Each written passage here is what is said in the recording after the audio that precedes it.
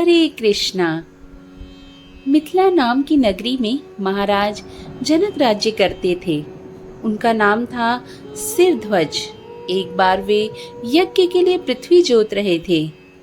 उस समय फाल से बनी गहरी रेखा द्वारा एक कुमारी कन्या का प्रादुर्भाव हुआ। रति से भी सुंदर कन्या को देखकर राजा को बड़ी प्रसन्नता हुई और उन्होंने उस कन्या का नाम सीता रख दिया। परम सुंदरी सीता एक दिन सखियों के साथ उद्यान में खेल रही थी। वहां उन्हें एक शुक पक्षी का जोड़ा दिखाई दिया जो बड़ा मनोरम था। वे दोनों पक्षी एक पर्वत की चोटी पर बैठकर इस प्रकार बोल रहे थे। पृथ्वी पर श्री राम नाम से विख्यात एक बड़ी सुंदर राजा होंगे। उनकी महारानी सीता के नाम से विख्यात होगी। श्री राम सीता के साथ 11,000 वर्षों तक राज्य करेंगे। धन्य है वे जानकी देवी और धन्य है वे श्री राम। तोते को ऐसी बातें करते देख सीता ने सोचा कि ये दोनों मेरे ही जीवन की कथा कर रहे हैं। इन्हें पकड़कर सभी बातें पूछूं। ऐसा विचार कर उन्होंने अपनी सखियों से कहा, यह पक्षियों का जोड़ा बहुत सुंदर है। तुम लोग चुपके से जाकर इसे पकड़ लाओ। सखियां उस पर्वत पर गई और दोनों सुंदर पक्षियों को पकड़ कर ले आई। सीता उन पक्षियों से बोली, तुम दोनों बड़े सुंदर हो, देखो डरना नहीं। बताओ तुम कौन हो और कहां से आए हो? राम कौन है और सीता कौन है? तुम्हें उनकी जानकारी कैसे हुई? सारी बातों को जल्दी जल्दी बताओ, भय न करो। सीता के इस प्रकार पूछने पर दोनों पक्षी सब बातें बताने लगे। देवी वाल्मीकि नाम से विख्यात एक बहुत बड़े महर्षि हैं। हम दोनों उन्हीं के आश्रम में रहते हैं। महर्षि ने रामायण नाम का एक ग्रंथ बनाया है जो सदा मन को प्रिय जान पड़ता है। उन्होंने शिष्यों को उस रामायण का अध्ययन भी कराया। रामायण का कलेवर बहुत बड़ा है। हम लोगों ने उसे पूरा सुना है। राम और जानकी कौन है, इस बात को हम बताते हैं तथा इसकी भी सूचना देते हैं कि जानकी के विषय में क्या क्या बातें होने वाली हैं। तुम ध्यान लगाकर सुनो। महर्षि ऋष्यशृंग के द्वारा कराए हुए पुत्रष्टि यज्ञ के प्रभाव से भगवान विष्णु, राम, लक्ष्मण, भरत और शत्रुघ्न ये 4 शरीर धारण करके प्रकट होंगे। देवंगनाएं भी उनकी उत्तम कथा का गान करेंगी। श्री राम महर्षि विश्वामित्र के साथ भाई लक्ष्मण सहित हाथ में धनुष लिए मिथिला पधारेंगे। उस समय वहां वे शिव जी के धनुष को तोड़ेंगे और अत्यंत मनोहर रूप वाली सीता को अपनी पत्नी के रूप में ग्रहण करेंगे। फिर उन्हीं के साथ श्री राम अपने विशाल राज्य का पालन करेंगे। ये तथा और भी बहुत सी सुंदर बातें वहां हमारे सुनने में आई। हे सुंदरी, हमने तुम्हें सब कुछ बता दिया। अब हम जाना चाहते हैं, हमें छोड़ दो।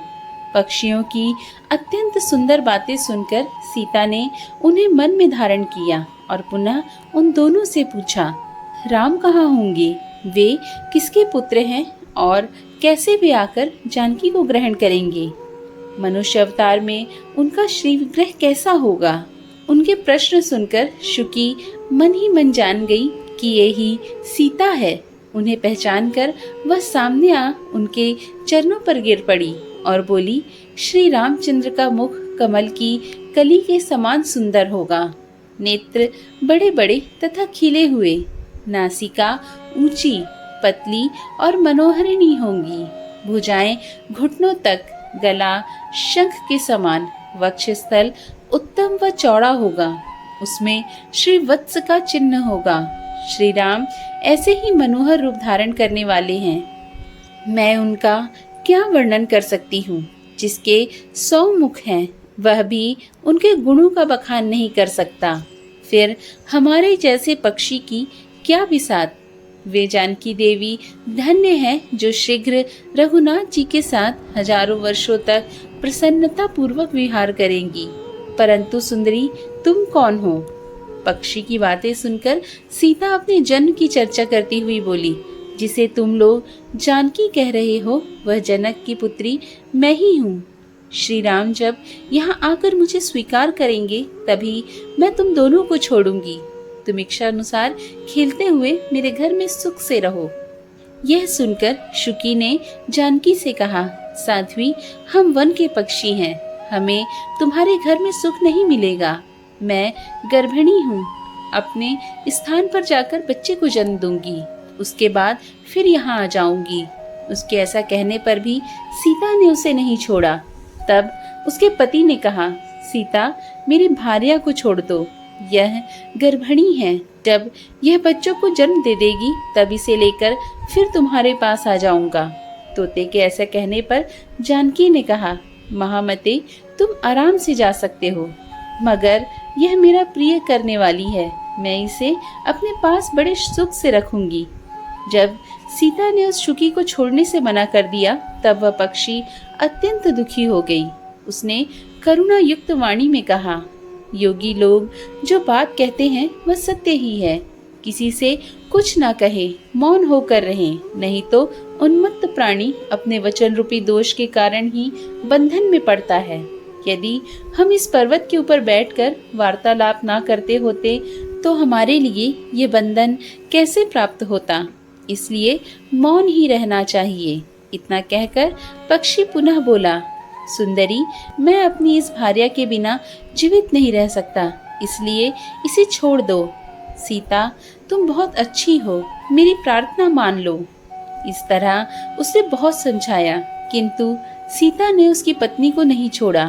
तब उसकी भार्या ने क्रोध और दुख से व्याकुल होकर जानकी को श्राप दिया, अरे, जिस प्रकार तू मुझे इस समय अपने पति से अलग कर रही है, वैसे ही तुझे स्वयं भी गर्भिणी की अवस्था में श्री राम से अलग रहना पड़ेगा। यूं कहकर पति वियोग के कारण उसके प्राण निकल गए। उसने श्री रामचंद्र जी का स्मरण तथा पुनः पुनः राम नाम का उच्चारण करते हुए प्राण त्याग किया था। इसलिए उसे ले जाने के लिए एक सुंदर विमान आया और वह पक्षिणी उस पर बैठकर भगवान के धाम को चली गई। भार्या की मृत्यु हो जाने पर पक्षी शोक में आतुर होकर बोला, मैं मनुष्यों से भरी श्री राम की नगरी अयोध्या में जन्म लूंगा तथा मेरे ही वाक्य से इसे पति के वियोग का भारी दुख उठाना पड़ेगा। यह कहकर वह चला गया। क्रोध और सीता जी के अपमान करने के कारण उसका धोबी की योनि में जन्म हुआ। उस धोबी के कथन से ही सीता जी निंदित हुई और उन्हें पति से वियुक्त होना पड़ा। धोबी के रूप में उत्पन्न हुए उस तोते का शाप ही सीता का पति से विछोह कराने का कारण हुआ और वे वन में गई।